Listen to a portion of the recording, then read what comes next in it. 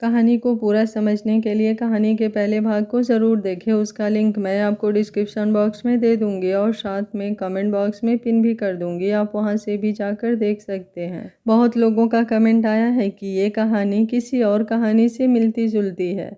आज का पार्ट देखने के बाद उम्मीद करती हूँ आप लोगों की कन्फ्यूज़न दूर हो जाएंगी, क्योंकि ये कहानी बिल्कुल अलग है और सिर्फ 3-4 पार्ट में ही ये कहानी ख़त्म हो जाएगी। आर्यन अपने ऑफिस में अपनी ऊंची ऊंची शीशों वाली केबिन में बैठा हुआ था। काले रंग का 3 पीस सूट उसके चौड़े कंधे पर किसी बादशाह की तरह जम रहा था। उसकी आंखें लैपटॉप स्क्रीन पर जमी हुई थी, लेकिन चेहरा उतना ही सख्त और गंभीर लग रहा था जितना हमेशा उसके कर्मचारी देखते थे। किसी ने हिम्मत नहीं की थी कि बिना नॉक किए उसके कमरे में आए। तभी उसकी डेस्क पर रखे फ़ोन की स्क्रीन चमकी। कॉलर आईडी पर विक्रम सिंह का नाम देखकर उसकी भौहें थोड़ी उठी। कॉल रिसीव करते ही दूसरी तरफ से नरम और गर्मजोशी से भरी आवाज़ आई, आर्यन बेटा कैसे हो? मैं सोच रहा था आज रात तुम हमारे घर आओ। फैमिली डिनर पर पूरी फैमिली होगी, सब तुम्हें जानना चाहते हैं। आर्यन ने अपनी कठोरता के बीच हल्की सी मुस्कान दबाई। जी अंकल, आपकी दावत ठुकराना मेरे बस की बात नहीं है। मैं ज़रूर आऊँगा। विक्रम जी ने संतोष की सांस ली और कहा, तो फिर तय रहा बेटा, आज शाम तुम्हें देखकर हमें भी खुशी होगी। फ़ोन कटते ही आर्यन ने कुछ पल खिड़की से बाहर शहर की रोशनी को देखा, जैसे अपने मन में कोई नया अध्याय खुलने वाला हो। विक्रम सिंह ने घर पहुंचते ही हाल में बैठी अपनी पत्नी श्वेता जी, माँ और छोटे भाई भाभी से कहा, आज रात हमारे घर एक खास मेहमान आने वाले हैं। आर्यन मेहरा बहुत ही सुलझा हुआ और शानदार लड़का है। मैं चाहता हूँ कि तुम सब उससे मिलो। इतना सुनते ही सबकी उत्सुकता बढ़ गई। खासकर अनन्या की दादी ने मुस्कुराते हुए कहा, नाम तो पहले ही बहुत अच्छा है, अब देखने की बारी है। अनन्या रसोई में माँ का हाथ बटा रही थी, लेकिन उसके कान इस बातचीत पर ही टिके हुए थे। वो चुपचाप मुस्कुराए। दिल की धड़कन थोड़ी तेज हो गई। शाम ढली तो हवेली की रौनक और बढ़ गई। विला में चमकदार ब्लैक कार आकर रुकी। गाड़ी से जब आर्यन उतरा तो हर किसी की नज़र बस उसी पर ठहर गई। लंबा कद, गहरी आंखें, चेहरे पर गंभीरता और चार में एक अलग ही रुतबा। नौकर ने जाकर दरवाज़ा खोला और अंदर कदम रखते ही आर्यन ने आदरपूर्वक सबको नमस्ते किया। उसकी आवाज़ भारी लेकिन नरम थी। दादी ने तुरंत आशीर्वाद दिया, खुश रहो बेटा, जुग जुग जियो। श्वेता जी ने उसे अपने बेटे जैसा अपनापन दिया। सब उसके व्यक्तित्व से प्रभावित हो रहे थे। डिनर टेबल पर बैठकर जब बातचीत शुरू हुई तो आर्यन की हर बात में ना सिर्फ समझदारी झलक रही थी, बल्कि उसमें एक ऐसा ठहराव था जो सबको भा रहा था। व्यवसाय की दुनिया में उसकी पकड़, जिंदगी के प्रति उसके विचार और परिवार के प्रति उसका सम्मान सुनकर विक्रम जी बार बार संतोष से उसे देखते। अनन्या पास ही बैठी थी, चुपचाप उसकी बातें सुनते हुए। उसका हर अंदाज उसके दिल को छू रहा था। उसकी नज़रें बार बार अनजाने में आर्यन पर चली जाती और जब कभी आर्यन की नज़र उससे टकरा जाती तो वो तुरंत झेप कर नज़रें झुका लेती। डिनर खत्म होने के बाद सब लोग लिविंग रूम में बातें कर रहे थे। तभी विक्रम जी ने गंभीरता से आर्यन की ओर देखा और कहा, बेटा अगर तुम्हें बुरा ना लगे तो मैं एक व्यक्तिगत सवाल पूछूं? आर्यन ने सिर हिलाया। तुम्हारे पापा कैसे हैं? तुम्हारा परिवार? सवाल सुनते ही आर्यन की आंखों में हल्की नमी उतर आई। उसने धीमी आवाज में कहा, 1 साल पहले मेरे माता पिता एक कार एक्सीडेंट में गुजर गए। उसी हादसे ने मेरी जिंदगी बदल दी। उसकी आवाज़ भारी हो गई थी। कमरे में कुछ पल सन्नाटा छा गया। विक्रम जी ने तुरंत उसके कंधे पर हाथ रखा। मुझे अफसोस है बेटा, लेकिन तुम्हें जानकर अच्छा लगा कि इतने दर्द के बावजूद तुमने खुद को संभाला और अपने परिवार की जिम्मेदारी इतनी मजबूती से निभा रहे हो। तुम्हारे अंदर वही बात है जो मुझे अपने दामाद में चाहिए। आर्यन ने हल्की सी मुस्कान दी, लेकिन उसकी आंखों की गहराई बता रही थी कि उस दर्द से उबरना आसान नहीं है। डिनर टेबल पर सब लोग हंसी मजाक और हल्की फुल्की बातों में लगे हुए थे। माहौल गर्मा गर्म खाने और घर की चहल पहल से भरा हुआ था। अनन्या की दादी बीच बीच में आर्यन से सवाल पूछ रही थी और उसकी समझदारी भरे जवाबों पर खुश होकर बार बार सर हिलाती। श्वेता जी भी उसके व्यक्तित्व और आदरपूर्ण लहजे से प्रभावित थी। लेकिन तभी विक्रम सिंह ने अपनी नज़रें गंभीरता से आर्यन पर टिकाई। उन्होंने गिलास टेबल पर रखते हुए धीमे स्वर में कहा, आर्यन बेटा अगर तुम्हें बुरा ना लगे तो मैं तुमसे एक ज़रूरी बात करना चाहता हूँ। टेबल पर अचानक हल्की खामोशी छा गई। आर्यन ने सम्मान से सिर हिलाया। जी अंकल, कहिए। विक्रम जी ने गहरी सांस ली और बोले, मैंने तुमसे पहले भी पूछा था तुम्हारे परिवार के बारे में, और जब तुमने बताया कि तुम्हारे माता पिता अब इस दुनिया में नहीं हैं तो मुझे बहुत दुख हुआ। लेकिन बेटा, आज मैं सिर्फ दुख जताने के लिए बात नहीं कर रहा हूँ। मैं चाहता हूँ कि मेरी बेटी अनन्या की ज़िंदगी में एक ऐसा साथी हो जो उसे संभाल सके, उसकी इज्जत कर सके और जीवन भर उसका साथ निभा सके। ये कहते हुए उन्होंने थोड़ी देर के लिए अनन्या की ओर देखा जो शर्म से सिर झुकाए बैठी थी। फिर आर्यन की ओर सीधा नजरें डालकर बोला, बेटा, तुम मुझे बहुत पसंद हो। मैं चाहता हूँ कि मेरी बेटी की डोर तुम्हारे हाथों में सौंप दूँ। अब तुम्हारे घर में कोई बड़े नहीं है, इसलिए मैं तुमसे ही पूछना चाहता हूँ, क्या तुम मेरी बेटी को पसंद करते हो और उसका साथ पूरी ज़िंदगी निभाना चाहते हो? टेबल पर हर कोई चुप था। सबकी नज़रें आर्यन और विक्रम जी पर टिकी थीं। आर्यन के चेहरे पर कुछ पल तक गहरी गंभीरता रही। उसकी आंखों में भावनाओं का तूफान था। उसने धीरे से अपने हाथों को जोड़ा और बोला, अंकल, सच कहूँ तो अनन्या जैसी लड़की अगर मेरी ज़िंदगी में आएगी तो ये मेरी खुदकिस्मती होगी। उसमें मासूमियत है, सच्चाई है और एक ऐसा दिल है जो हर किसी को मोह लेता है। अगर वो मुझे अपनी ज़िंदगी का हिस्सा बनाए तो मैं वादा करता हूँ उसे कभी अकेला महसूस नहीं होने दूंगा। ये सुनते ही श्वेता जी और बाकी घरवाले मुस्कुराए। दादी ने भगवान का शुक्रिया अदा किया और विक्रम सिंह की आंखों में चमक आ गई। उन्होंने भावुक होकर आर्यन का हाथ थामा। यही सुनना चाहता था बेटा, मेरी बेटी मेरे लिए शहजादी है और मुझे अब तसल्ली हो गई है कि उसका राजकुमार मिल गया है।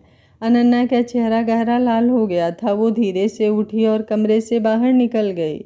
उसकी धड़कनों की रफ्तार इतनी तेज थी कि वो खुद समझ नहीं पा रही थी कि अभी क्या हुआ। डिनर खत्म होने के बाद जब सब लोग लिविंग रूम से बैठकर बातें कर रहे थे, आर्यन ने धीरे से विक्रम जी से इजाज़त ली। अंकल, अब मैं चलता हूँ, रात काफ़ी हो गई है। विक्रम सिंह ने सिर हिलाते हुए कहा। ठीक है बेटा, पर हमें बहुत अच्छा लगा कि तुम आए। अब तो ये घर तुम्हारा भी है। बाहर जब आर्यन अपनी कार की ओर बढ़ रहा था तो पीछे से धीमी सी आवाज़ आई, आर्यन रुको। उसने पलटकर देखा तो अनन्या खड़ी थी। हल्की ठंडी हवा उसके बालों को छेड़ रही थी और चांदनी से उसका चेहरा और भी निखरा हुआ लग रहा था। आर्यन ने मुस्कुराते हुए कहा, तुम मुझे छोड़ने आई हो? अनन्या ने धीमे स्वर में सिर हिलाया। हाँ, कुछ बातें कहनी थी। आर्यन उसके करीब आया। तो कहो। अनन्या ने कुछ पल तक उसे देखा, फिर बोली, आज पापा ने जो कहा उससे मैं बहुत भावुक हो गई हूँ। मैं नहीं जानती ये सब इतनी जल्दी कैसे हो रहा है, लेकिन मैं जानती हूँ कि आप अलग हैं, बाकी लोगों से बिल्कुल अलग। जब आप बोलते हो तो लगता है जैसे सब सही है। आर्यन ने उसकी आंखों में गहराई से देखा और धीमे स्वर में कहा, अनन्या, शायद ये तुम्हें अजीब लगे पर तुम्हारे साथ बिताए गए कुछ पलों ने मुझे ज़िंदगी का नया अर्थ दिया है। तुम पहली लड़की हो जिसने मेरे दिल की दीवारों को छुआ है। अनन्या की आंखें भर आई। उसने नज़रें झुका ली और धीमी आवाज़ में बोली, आपको खोने का डर मुझे अभी से महसूस होने लगा है। आर्यन ने हल्के से उसका हाथ थामा और बोला, मैं वादा करता हूँ तुम्हें कभी खोने नहीं दूंगा, चाहे हालात कैसे भी हों। दोनों की आंखों में एक दूसरे के लिए गहराई और नमी थी। कुछ पल वे बस चुपचाप खड़े रहे। फिर आर्यन ने मुस्कुराकर कहा, अब जाओ अंदर, वरना सब समझ जाएंगे तुम कितनी देर से बाहर हो। अनन्या ने शर्माते हुए सिर हिलाया और धीरे से फुसफुसाई, गुड नाइट आर्यन। आर्यन ने उसकी आंखों में देखते हुए जवाब दिया, गुड नाइट अनन्या, और याद रखना आज से तुम सिर्फ मेरी हो। अनन्या ने दिल थाम कर अंदर लौट गई। उसके चेहरे पर वही मुस्कान थी जो किसी दुल्हन की आंखों में छुपा सपना होता है। अगली सुबह हवेली में रौनक थी। विक्रम सिंह पंडित जी से मिलने गए और वापस लौटकर पूरे परिवार को बुलाया। अच्छी खबर है, उन्होंने उत्साह से कहा। पंडित जी ने अनन्या और आर्यन के विवाह का मुहूर्त निकाल दिया है। अगले महीने की 15 तारीख बहुत शुभ है। पूरा घर खुशियों से गूंज उठा। दादी ने तुरंत पूजा की तैयारी करने को कहा। श्वेता जी ने अनन्या को गले से लगा लिया, बेटी, तेरा घर अब बसने वाला है, भगवान तुझे खुश रखे। अनन्या का चेहरा शर्म और खुशी से खिला हुआ था, लेकिन उसके दिल में सबसे ज़्यादा चाह ये थी कि वो खुद ये खबर आर्यन को सुनाए। उसने मौका मिलते ही अपना फ़ोन उठाया और आर्यन को कॉल किया। हेलो आर्यन, अनन्या कैसी हो? उसकी आवाज़ हमेशा की तरह गहरी और सुकून देने वाली थी। अनन्या मुस्कुराई। मैं बहुत खुश हूँ। आज पापा पंडित जी से मिलकर आए हैं और हमारी शादी का मुहूर्त तय हो गया है। अगले महीने की 15 तारीख। फ़ोन के दूसरी तरफ कुछ पल खामोशी रही, फिर आर्यन की आवाज़ आई। तो अब सच में तुम हमेशा के लिए मेरी हो जाओगी? मुझे इस शादी का बहुत इंतज़ार था। अनन्या ने धीमे स्वर में कहा, मैं तो पहले दिन से ही आपकी थी आर्यन, बस आज उसकी मोहर लग गई है। आर्यन की आंखों में अनजाने आंसू आ गए। वो खामोशी से छत की ओर देख रहा था, जैसे ऊपर आसमान को गवाह बना रहा हो। अनन्या, उसने धीमी लेकिन दृढ़ आवाज में कहा, मैं वादा करता हूँ उस दिन सिर्फ तुम्हें अपनी दुनिया बनाऊंगा और तुम्हारे हर आंसू को अपनी मुस्कान से मिटाऊंगा। अनन्या के गाल लाल हो गए, आंखों में चमक थी। उसने धीरे से कहा, मैं इंतज़ार नहीं कर पा रही हूँ उस दिन का जब सबके सामने मैं तुम्हारी पत्नी बनकर खड़ी रहूँगी। दोनों के बीच सन्नाटा था, लेकिन उसमें एक गहरा वादा, अनकहा और ज़िंदगी भर के साथ का यकीन था। अनन्या के चेहरे पर वही खुशी थी जो हर लड़की अपने सपनों के राजकुमार से मिलने के बाद महसूस करती है। और आर्यन के दिल में वही दृढ़ निश्चय था कि चाहे अतीत का साया कितना भी गहरा क्यों ना हो, वो अपनी अनन्या को कभी अकेला नहीं छोड़ेगा।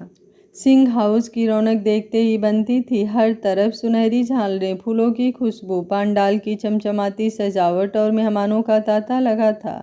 दिन कैसे बीत गए किसी को खबर ही नहीं रही। अनन्या और आर्यन के बीच छोटी छोटी मुलाकातें होती रही। अनन्या हर मुलाकात में अपने दिल की बात कहती, आर्यन, मुझे लगता है मैं तुम्हें जाने कितने जन्मों से जानती हूँ। मैं तुम्हें पाकर बहुत खुश हूँ। उसकी आंखों में सपनों का समंदर लहराता, पर आर्यन अक्सर चुप रहता। होठों पर हल्की मुस्कान तो होती, मगर उसकी आंखों में एक अजीब सी बेचैनी छुपी रहती। अनन्या कई बार पूछती, आप इतने खामोश क्यों रहते हैं? क्या मैं आपको समझ नहीं पा रही? आर्यन बस उसे देखता और धीमे स्वर में कहता, कुछ बातें वक्त बताएगा अनन्या। उसके शब्दों में एक अनकहा बोझ था, जैसे दिल में कोई भारी राज छुपा हो। इधर शादी की रस्में एक एक करके होती गईं। हल्दी की महक, मेहंदी की गीत, बारात की तैयारी, सब ने घर को त्योहारों से भी ज़्यादा रौनक से भर दिया। और फिर वो दिन आ गया जिसका इंतज़ार पूरे परिवार और समाज का था, शादी का दिन। पूरा मंडप फूलों से सजा हुआ था, लाल गुलाब और गेंदा की माला, चमकदार रोशनी, ढोल नगाड़ों की आवाज़ और मंत्रोच्चार से पूरा वातावरण पावन हो गया था। मेहमानों का शोरगुल, दूल्हा दुल्हन के नाम की चर्चाएं हर तरफ गूंज रही थी। अनन्या दुल्हन के जोड़े में जैसे स्वर्ग से उतरी कोई अप्सरा लग रही थी। लाल रंग का भारी लहंगा, सोने हीरे जड़े गहने, माथे पर झूमर और आंखों में शर्म व खुशी का संगम।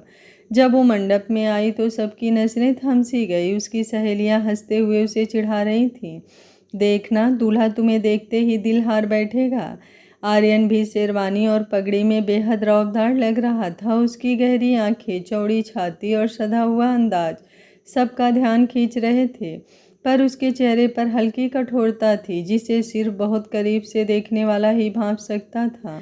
मंडप में दोनों एक दूसरे के सामने बैठे, मंत्र गूंज रहे थे। पंडित जी ने रस्में शुरू की। वरमाला का समय आया। दोनों ने एक दूसरे को वरमाला पहनाई और मेहमानों ने तालियां बजाई। अनन्या की आंखों में खुशी छलक रही थी। फिर फेरों का समय आया। 7 फेरे पूरे हुए। हर वचन के साथ अनन्या का चेहरा और दमक उठा। उसका दिल यकीन करने लगा कि अब उसकी ज़िंदगी पूरी हो गई है। पंडित जी ने आखिरी रस्म की घोषणा की। अब दूल्हा दुल्हन की मांग में सिंदूर भरे। आर्यन ने सिंदूर उठाया और धीमे से अनन्या की मांग भर दी। उस पल अनन्या की आंखें बंद हो गई और उसके चेहरे पर स्वर्गिक शांति उतर आई। सब तरफ शंख ध्वनि और खुशी की आवाज़ें गूंज उठी। लेकिन अगले ही क्षण कुछ ऐसा हुआ जिसने सबको हैरान कर दिया। आर्यन अचानक उठ खड़ा हुआ। उसकी आंखों में आग सी जल रही थी। उसने अपने गले की वरमाला निकाली और पूरे समाज के सामने ज़मीन पर फेंक दी। मैं इस शादी को यहीं इसी वक्त तोड़ता हूँ। पूरा मंडप सन्नाटे में डूब गया। हर कोई स्तब्ध था। अनन्या के चेहरे का रंग उड़ गया। उसने अविश्वास से आर्यन की ओर देखा। आर्यन की आवाज़ गूंजी, मैं ये रिश्ता निभा नहीं सकता। सच यही है कि मैं इस रिश्ते को नहीं निभा सकता। उसके शब्द बाण की तरह चुभे। मेहमानों में फुसफुसाहट शुरू हो गई। अनन्या की माँ श्वेता जी चीख उठी, ये तुम क्या कर रहे हो आर्यन? अनन्या वहीं बैठी रही। उसकी आंखों से आंसू बह निकले। उसका दिल जैसे एक पल में टूटकर बिखर गया हो। जिस राजकुमार को उसने अपना सब कुछ मान लिया था, उसी ने सबके सामने उसे ठुकरा दिया था। मंडप का शोरगुल अब भारी खामोशी में बदल गया। आर्यन का चेहरा कठोर था, लेकिन उसकी आंखों के पीछे छुपे दर्द को शायद कोई नहीं देख पा रहा था। मंडप की वो रात, जिसे सिंह हाउस को जगमगाने के लिए सजाया गया था, अचानक मातम सा घर कर गया। आर्यन का वरमाला फेंकना और शादी तोड़ देना किसी तूफान से कम नहीं था। सब मेहमान, रिश्तेदार और यहाँ तक कि घर के लोग भी हैरान परेशान खड़े रह गए। विक्रम सिंह हड़बड़ाकर उठे और कांपती आवाज में बोले, आर्यन बेटा, ये क्या कह रहे हो तुम तो कहते थे कि अनन्या तुम्हें पसंद है, तुम उसकी कद्र करते हो, फिर अब ये सब क्यों? आर्यन ने ठंडी लेकिन धारदार नज़र से विक्रम सिंह की ओर देखा। उसके चेहरे पर वो रौब था जो किसी शेर के चेहरे पर शिकार के बाद आता है। आपके घर की लड़की को मैं अपने पैरों की धूल ना बनाऊं, माथे पर सजाना ये तो बहुत दूर की बात है। उसकी आवाज़ गूंजदार थी, लेकिन उसमें कसक और नफरत धुली हुई थी। पूरा मंडप स्तब्ध रह गया। श्वेता जी की आंखें भर आई। दादी कांपते हुए बोली, बेटा, हमने तुमसे ऐसी कौन सी गलती कर दी जो तुम हमारी बच्ची को इस तरह सबके सामने अपमानित कर रहे हो? अनन्या तो तुम्हें दिल से चाहने लगी थी। अनन्या वहीं पंडाल में बैठी थी। उसके होठ कांप रहे थे, आंखों से आंसू की धारा की तरह बह रहे थे। वो चाहकर भी कुछ बोल नहीं पा रही थी। उसके सपनों का राजकुमार, जिसे उसने अपनी जिंदगी का सब कुछ मान लिया था, वही उसे सबके सामने ठुकरा रहा था। उसकी आंखों में सवाल थे, क्यों आर्यन, आखिर क्यों? विक्रम सिंह फिर आगे बढ़े। उनकी आवाज़ अब भारी थी। आर्यन, हमसे सच कहो, आखिर ऐसा क्या हुआ कि तुम हमारी बेटी की जिंदगी बर्बाद करने पर उतारू हो गए हो? आर्यन ने गहरी सांस ली। उसके चेहरे पर गुस्से और दर्द की लकीरें और गहरी हो गईं। वो सीधा खड़ा हो गया और सबकी आंखों में देखते हुए कहा, ये सब आपकी गलती है और सिर्फ आपकी। अनन्या की कोई गलती नहीं है इसमें। उसने अनन्या की ओर इशारा करते हुए कहा, अनन्या तो मासूम है, वो तो एक फूल है जिसे आपने अपनी परवरिश से इतना खूबसूरत बनाया है, लेकिन उसे इस बात की सज़ा मिल रही है कि वो आपके घर की बेटी है। अनन्या के आंसू और तेजी से बह निकले।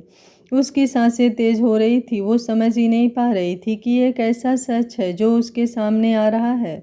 आर्यन की आवाज़ कांपने लगी, लेकिन उसमें गुस्से की लपटें और भी साफ थी। आप जानते हैं, मेरा भाई, मेरी जान से भी प्यारा भाई, पिछले 1 साल से मौत से जूझ रहा है। वो कोमा में है और उसकी ये हालत आपकी वजह से है। पूरा मंडप हिल गया। सबके मुंह से एक साथ निकला, क्या? आर्यन की आंखें लाल हो चुकी थी। हाँ, वो हादसा जिसने मेरी पूरी जिंदगी बदल दी। वो हादसा कोई आम एक्सीडेंट नहीं था, वो एक साजिश थी, और उस साजिश के पीछे और कोई नहीं बल्कि आप लोग थे। विक्रम सिंह पीछे हटे, जैसे किसी ने उनके पैरों से ज़मीन खींच ली हो। बाबा बेटा, ये तुम क्या कह रहे हो? हम क्यों तुम्हारे भाई को नुकसान पहुंचाएंगे? आर्यन की मुट्ठियां भींच गई। आप लोग शायद भूल गए, लेकिन मैं कभी नहीं भूल सकता। मेरे माता पिता, जिनकी गाड़ी को आपने टक्कर मारी थी उस रात, उसी एक्सीडेंट में उनका निधन हो गया। मेरे माँ बाप की मौत और मेरे भाई की ज़िंदगी और मौत के बीच झूलना, इसका जिम्मेदार और कोई नहीं, आप सब हैं। पूरा मंडप सन्नाटा ओढ़ चुका था। सब मेहमान एक दूसरे को देखने लगे। अनन्या का चेहरा ज़मीन की तरह सूना हो गया था। उसके कानों में ये शब्द हथौड़े की तरह गूंज रहे थे, मेरे माता पिता की मौत के जिम्मेदार आप लोग हैं। दादी कांपते हुए बोली, नहीं बेटा, ये सच नहीं हो सकता। तुम्हें कोई गलतफहमी हुई है। हमने तो हमेशा सबकी भलाई चाही है। आर्यन ने गरजते हुए कहा, भलाई? अगर यही आपकी भलाई है तो आपकी बुराई कैसे होगी? मैं दिन रात अपने भाई को बेहोशी की हालत में देखता हूँ। उसके पास बैठकर सोचता हूँ कि उसने कौन सा गुनाह किया था जो इस हाल में है, और फिर मुझे याद आता है कि गुनाह उसका नहीं बल्कि आपका है। श्वेता जी रोते हुए हाथ जोड़ने लगी, बेटा, भगवान के लिए ये इल्ज़ाम मत लगाओ। हम अनजान थे, हमें कुछ पता ही नहीं है। आर्यन की आवाज़ अब दर्द से टूटी हुई थी। अनजान? आप लोग उस वक्त भी अनजान थे जब आपने मेरे परिवार को सड़कों पर मरने के लिए छोड़ दिया। अनजान थे जब मेरे भाई की कार को धक्का मारकर भाग गए। अनजान थे जब मैंने अकेले अपने माता पिता की चिताएं जलाई। उसकी आवाज़ इतनी भारी थी कि मंडप के बाहर तक गूंज रही थी। अनन्या अब सब नहीं पा रही थी। उसने कांपती आवाज़ में कहा, आर्यन, ये सच नहीं हो सकता। पापा ऐसे कैसे कर सकते हैं? मेरी फैमिली, मेरे अपने को वो किसी की जान लेने वाले कैसे हो सकते हैं? आर्यन ने उसकी ओर देखा। उसकी आंखों में नरमी आई, लेकिन वो पल भर में गायब हो गई। अनन्या, तुम्हारी इसमें कोई गलती नहीं है। तुम उतनी ही मासूम हो जितनी मैं सोचता था। लेकिन जो जख्म तुम्हारे घर वालों ने मुझे दिए हैं उन्हें मैं ज़िंदगी भर नहीं भूल सकता, और उसी की सज़ा तुम्हें मिल रही है। अनन्या का दिल जैसे चीर दिया गया हो। उसकी आंखों से आंसू थमने का नाम नहीं ले रहे थे। तो इसका मतलब आप मुझसे प्यार नहीं करते थे? ये सब झूठ था। आर्यन की आंखें भर आई, लेकिन उसने कठोर आवाज़ में कहा, मैंने कब कहा कि मैं प्यार नहीं करता? मैं तुम्हें सबसे ज़्यादा चाहता हूँ अनन्या, लेकिन ये रिश्ता, ये शादी मेरे लिए उस खून की याद दिलाती रहेगी जिसने मेरे अपनों को छीना, और मैं उस खून के रिश्ते को कभी गले नहीं लगा सकता। ये कहते ही आर्यन ने सबके सामने हाथ जोड़कर कहा, अनन्या मासूम है, इसका कोई दोष नहीं। सज़ा अगर किसी को मिलनी चाहिए तो वो सिर्फ़ और सिर्फ आपके घर वालों को। लेकिन मेरी ज़िंदगी मेरे परिवार के खून से सने हाथों से जुड़कर कभी खुश नहीं रह सकती। जैसे मैं अपने भाई को देखकर हर पल तड़पता हूँ, वैसे ही तुम्हारे पापा तुम्हें देखकर हर पल तड़पेंगे। उन्हें अपनी गलती का एहसास होगा। विक्रम सिंह वहीं बैठ गए। उनके चेहरे से रोने की आवाज़ें निकल रही थी। श्वेता जी ज़मीन पर गिरकर रो पड़े। दादी का शरीर कांपने लगा और अनन्या वो वहीं टूटकर बैठ गई, जैसे उसकी दुनिया बिखर गई हो। आर्यन ने आखिरी बार उसकी ओर देखा। उसकी आंखों में वो दर्द था जिसे शब्दों में नहीं कहा जा सकता था। उसने धीरे से कहा, माफ़ करना अनन्या, पर ये मेरा दिल बदला है, और जब तक मैं इसे पूरा नहीं कर लेता मैं किसी का पति, किसी का दामाद, किसी का अपना नहीं बन सकता। इतना कहकर आर्यन ने सबके सामने मंडप छोड़ दिया। उसके जाते ही पूरी हवेली में मातम सा छा गया। इतना कहकर आर्यन ने सबके सामने मंडप छोड़ दिया। उसकी कड़क आवाज़, दर्द और नफरत भरे शब्द हवेली की दीवारों में गूंज रहे थे। उसके जाते ही जैसे पूरी हवेली में मातम सा छा गया। शहनाई की धुन अचानक थम गई। ढोल नगाड़ों की आवाज़ें शांत हो गई थी, और जो दीपक अभी तक खुशी का उजाला फैला रहे थे मानो बुझने लगे। चारों तरफ सिर्फ सिसकियां और टूटे सपनों की गूंज फैल गई। रिश्तेदार एक दूसरे को देख रहे थे, पर किसी के पास कोई जवाब नहीं था। सबकी निगाहें बस उस खाली दरवाजे की तरफ थी जहां से आर्यन निकल चुका था। अनन्या वहीं मंडप में बैठी रह गई। उसके आंचल में चंदन का गुलाब अब धूल में मिल चुका था। उसकी आंखों से आंसू लगातार बहते जा रहे थे। वो बार बार उसी दरवाजे को देख रही थी, जैसी उम्मीद कर रही हो कि अभी आर्यन लौट आएगा और कहेगा, मैं मजाक कर रहा था अनन्या, मैं तुम्हें छोड़कर कभी नहीं जा सकता। लेकिन सच्चाई ये थी कि आर्यन जा चुका था, और उसके साथ अनन्या के सपने भी। कुछ देर तक तो सब पत्थर जैसे खड़े रह गए, पर तभी विक्रम सिंह जैसे होश में आए। उनका दिल जोरों से धड़क रहा था। उन्होंने अपने माथे का पसीना पोंछा और तेजी से दरवाजे की तरफ भागे। आर्यन, रुको बेटा, उन्होंने ऊंची आवाज़ में पुकारा। हवेली के बाहर जाते हुए आर्यन ने उनकी आवाज़ सुनी, पर उसके कदम नहीं रुके। विक्रम सिंह सीढ़ियाँ उतरे और लगभग दौड़ते हुए उसके पीछे गए। आंगन में खड़े नौकर और रिश्तेदार बस देखते रह गए। आर्यन, रुको! विक्रम सिंह ने उसकी बाँह पकड़ने की कोशिश की। अपने माता पिता का नाम तो बता दो, हमें तो ये भी नहीं पता कि किस गलती की सज़ा हमें दी जा रही है। आर्यन रुक गया। उसने धीरे से मुड़कर विक्रम सिंह की ओर देखा। उसकी आंखों में आंसू नहीं थे, बल्कि नफरत की आग थी। उसने गहरी सांस ली और कहा, मेरे पिता का नाम अर्जुन मेहरा था, माँ मीरा मेहरा, और मेरा बड़ा भाई आदित्य, वो अब 2 साल से कोमा में है। जिस रात उसका एक्सीडेंट हुआ उसी रात मेरा सब कुछ बर्बाद हो गया, और अब आप चाहते हैं कि मैं अपने परिवार का नाम भूल जाऊं? नहीं, मैं सब याद रखूंगा, क्योंकि मेरी नसों में वही लहू दौड़ता है जिसने आपकी वजह से सब कुछ खो दिया। ये कहकर उसने नजरें फेर ली। विक्रम सिंह की सांस अटक गई, होठ कांपे। वो कुछ कहना चाहते थे, बेटा हम, लेकिन आर्यन ने हाथ उठाकर रोक दिया। आपकी दया या आपके शब्दों की अब कोई ज़रूरत नहीं। ये कहकर वो तेजी से बाहर निकल गया। उसके कदमों की आहट हवेली के विशाल आंगन में गूंज रही थी। विक्रम सिंह वहीं खड़े रह गए। उनके कानों में आर्यन का नाम बार बार गूंज रहा था, अर्जुन, मीरा, आदित्य। उनकी आंखें धुंधली हो गई। दिमाग जैसे 2 साल पीछे चला गया। वो रात याद आई, शिमला की बर्फीली सड़कें, कार के हेडलाइट्स, और अचानक सामने हुआ एक्सीडेंट। एक गाड़ी पूरी तरह से पलट गई थी। उसमें से निकल रही चीखें आज भी उनके कानों में थी। वो अपनी फैमिली के साथ छुट्टी पर जा रहे थे। कार रोक कर उन्होंने अपने भाई वीरेंद्र को कहा था, बच्चों को घर छोड़ आओ, मैं यहीं रहता हूँ। वीरेंद्र ने उनकी बात मानी और फैमिली को वापस भेज दिया और दोनों भाई मिलकर हादसे में घायल आदित्य और उसके माता पिता को अस्पताल लेकर गए। रास्ते भर आदित्य की माँ उनके हाथ पकड़कर कह रही थी, कृपा करो मेरे बेटे को बचा लीजिए, कुछ भी करिए। लेकिन किस्मत बेरहम थी। अस्पताल पहुंचते ही अर्जुन और मीरा दम छोड़ चुके थे। आदित्य वो पूरे रास्ते होश में था। विक्रम सिंह उसका हाथ थामते हुए बोले, डरो मत बेटा, सब ठीक हो जाएगा, हिम्मत रखो। मगर सुबह तक आदित्य भी गहरी बेहोशी में चला गया था। डॉक्टर ने कहा कोमा। विक्रम और वीरेंद्र ने पूरा एक दिन और एक रात अस्पताल में बिताया। फिर जब आदित्य के मामा आए तो उन्होंने आदित्य को उसकी जिम्मेदारी में सौंप दिया। कई दिनों तक विक्रम सिंह आदित्य से मिलने उसके मामा के घर जाते रहे, पर कभी भी मामा ने यह नहीं बताया कि आदित्य का कोई भाई भी है। आर्यन नाम का विदेश में पढ़ाई, इन सब का कोई जिक्र ही नहीं किया। विक्रम जी आज सोच रहे थे, आखिर आदित्य के मामा ने ऐसा क्यों किया और किसने आर्यन के मन में इतना जहर भरा। ये सोचकर ही उनका दिल और भारी हो गया। तभी अंदर से एक दिल दहला देने वाली चीख सुनाई दी, आर्यन! विक्रम सिंह जैसे बिजली के झटके से कांप उठे। अनन्या! वो दौड़ते हुए हवेली के अंदर गए। दृश्य देखकर उनकी आंखें भर आई। अनन्या पागलों की तरह मंडप को नोच रही थी। सोने की झालरें, फूलों की मालाएं, रेशमी पर्दे, सब उसके छोटे हाथों की पकड़ में आकर फट रहे थे। वो जमीन पर घुटनों के बल बैठी थी और अपने गहनों को खींच खींच कर उतार फेंक रही थी। उसकी आंखों से आंसू की नदियां बह रही थी। क्यों चला गया आर्यन? मैंने क्या गलती की? मुझे क्यों अकेला छोड़ गया? उसके सवाल दिल दहला देने वाले थे। विक्रम सिंह ने आगे बढ़कर उसे पकड़ा। अनन्या, बस करो बेटा। लेकिन अनन्या ने खुद को छुड़ाया और चीख कर बोली, पापा आप बताइए, मेरा कसूर क्या था? मैंने तो बस उससे प्यार किया था, क्यों मुझे ये सज़ा मिली? विक्रम सिंह का गला रूठ गया, आंसू उनकी आंखों से बह निकला।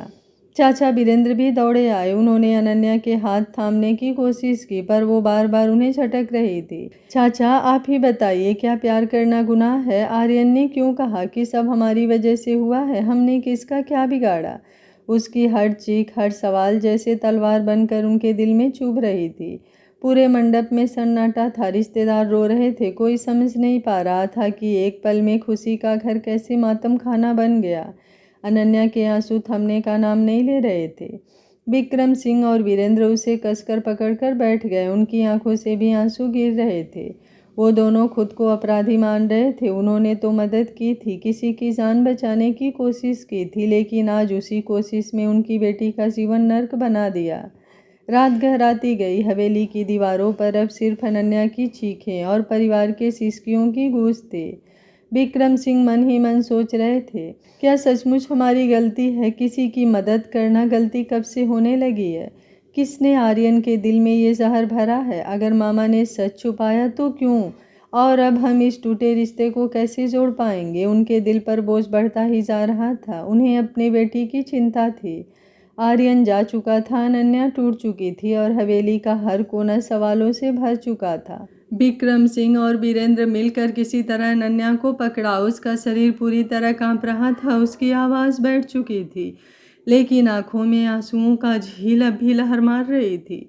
वो बार बार वही शब्द दोहरा रही थी, पापा क्यों छोड़ गया मुझे? वो क्यों? विक्रम सिंह ने उसे सीने से लगाया और कांपती हुई आवाज़ में बोले, बेटा तुम चिंता मत करो, हमारी कोई गलती नहीं है, बस यह एक गलतफहमी है। हम आर्यन से बात करेंगे, उसे सच बताएंगे बेटा, वो मान जाएगा, वो तुम्हें ज़रूर अपनाएगा। तुम उसकी मोहब्बत हो और सच्चा प्यार कभी अधूरा नहीं रहता। वीरेंद्र जी ने भी उसकी पीठ सहलाते हुए कहा, अनन्या हम सब तुम्हारे साथ हैं, देखना बेटा हम ये रिश्ता टूटने नहीं देंगे। तुम्हें वो आर्यन ही अपना जीवन साथी बनाएगा। लेकिन अनन्या के आंसू थमने का नाम नहीं ले रहे थे। उसका शरीर निढाल होता जा रहा था। वो बार बार कह रही थी, मुझे आर्यन चाहिए पापा, मुझे आर्यन चाहिए। फिर अचानक उसकी आंखें बंद हो गई और वो विक्रम सिंह की गोद में बेहोश होकर गिर पड़ी। अनन्या! विक्रम सिंह की चीख हवेली के हर कोने में गूंज गई। घर की औरतें दौड़कर आई, चारों तरफ अफरा तफरी मच गई। श्वेता जी भी रो रो कर बेहोश हो चुकी थीं। किसी ने तुरंत डॉक्टर को बुलाने के लिए फ़ोन लगाया। नौकर दौड़कर दवा और पानी लाए। अनन्या को कमरे में ले जाकर लिटाया गया। उसकी नब्ज धीमी थी, चेहरा सफ़ेद पड़ चुका था। विक्रम सिंह उसके सिर पर हाथ फेरते हुए रो पड़े। हे भगवान, मेरी शहजादी को कुछ मत होने देना। उम्मीद करती हूँ आज का पाठ पढ़कर आप लोगों के मन में जो भी कन्फ्यूजन थी वो दूर हो गई होगी। अगर आप लोगों को कहानी अच्छी लग रही है तो वीडियो को लाइक किए बिना मत जाइएगा। कमेंट में अपनी राय ज़रूर दीजिएगा कि कहानी आप लोगों को कैसी लग रही है। मैं आप लोगों के कमेंट का इंतज़ार करूँगी। Thank you for watching. मिलते हैं कहानी के अगले भाग में। तब तक आप लोग स्वस्थ रहिए, मस्त रहिए और कहानी का आनंद उठाते रहिए।